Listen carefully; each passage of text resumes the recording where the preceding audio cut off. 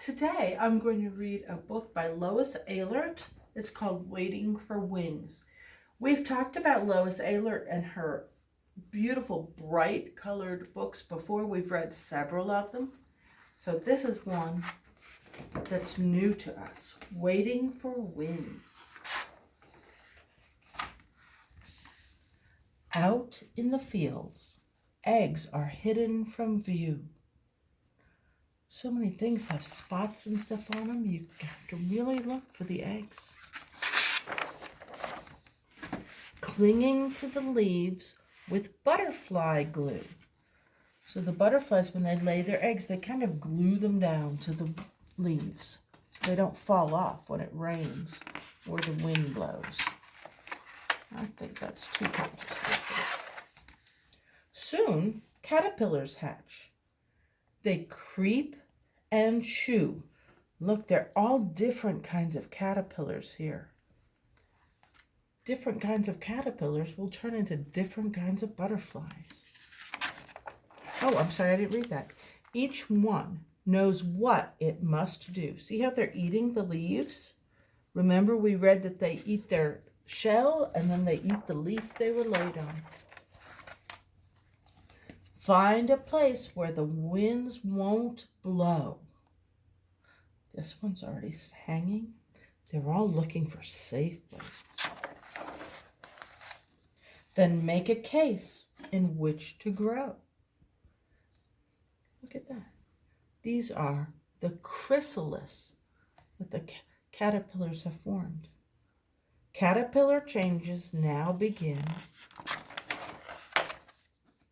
Body and wings take shape within. When it's time, each case is torn. There's one. Wings unfold, new butterflies are born. Look at the different kinds of butterflies we see. They pump their wings, get ready to fly.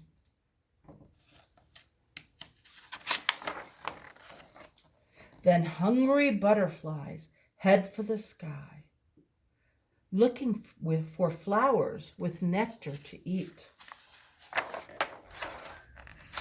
They catch a whiff of something sweet. They follow that fragrant scent of perfume until they find our garden in bloom. We've been waiting for wings. We watch them circle, land on their feet,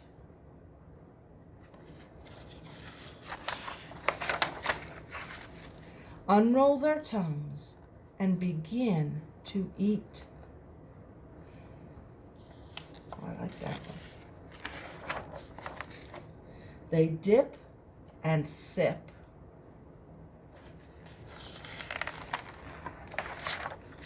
Then fly away back home to the fields.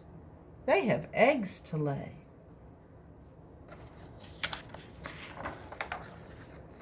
And this is showing some of the different butterflies that they showed in this book. They had a buckeye butterfly with the big eye spots on its wings. Painted lady butterflies. These are the caterpillar, chrysalis, and these are the tiger swallowtail butterflies. The top with its wings open, and then when its wings are folded up. This is a monarch. That's the one with the fancy striped caterpillar, and it turns into that beautiful butterfly. Oh, the buckeye caterpillar has spots on it just like the buckeye. How about that? Very, very cool stuff. And these are some of the flowers that were in the book. I'm not going to name them all. I do like that this, though, tells you where different parts of the butterfly. It's got its head and antenna. This tongue that uncurled is called a proboscis, and it's like a straw that they just suck the nectar out. This one's got a big eye. Remember 3 body parts, the head, the thorax, the abdomen. 6 legs. They're only showing 4 here. The other 2 are on the other side. And then it's got a hind wing, that means behind in the back, and the forewing in the front. Wow, lots of parts of a butterfly. All right. You know what I brought?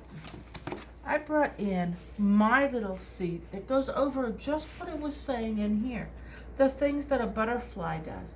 It starts off as an egg, very small, hidden on a leaf somewhere. And when the egg hatches, a caterpillar comes out. See his eyes? And down here's his mouth where he's going to eat his shell and then eat the whole leaf. He might eat many leaves as he gets bigger and bigger.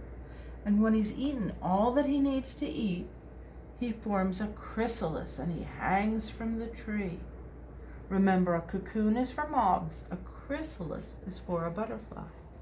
And he'll stay in the chrysalis for around about 2 weeks usually. And while he's inside, he'll be changing from that caterpillar into a butterfly. And when it's ready, he'll break open the chrysalis. Usually it slits up the side, and he comes out and he'll start flapping his wings till they straighten out and dry out so that they're nice and strong, and then he can fly away. So those are the 4 stages of the butterfly. Now last week I showed you my bugs that were in cases. I have 4 butterflies here in their plastic cases, and I'm going to pick this one up. This is a common nawab butterfly, but it's really cool that you can really see. This is its back, so you can see its wings and all the little dots and spots and areas on its wing. And then when you want to look at it again, you can turn it over and see its abdomen, its thorax, and you can kind of see where the legs are all folded up around its abdomen, or around its thorax, excuse me. There's its head with its eyes and its 2 very long pointy antennae. That is the common nawab. I believe this is the China nawab. Look how close they are together. They have the same kind of dots down here, but the China one are much bigger. They both have 2 little hooks on the end of their hind wing. The forewing is much bigger. They both are butterflies. You see those long, thin antennas. And I'll turn that one over. You know what? When you look at the side, you can kind of see its legs a little more. But he's got his legs all curled up there, so it's kind of hard to see. Aren't those beautiful markings, though, even on the underside of its wings? This is one of my favorites. It's a lacewing butterfly. It's got little scalloped edges on all of its wings. Isn't that beautiful? It's not one of the most colorful butterflies, but to me it's just so fancy.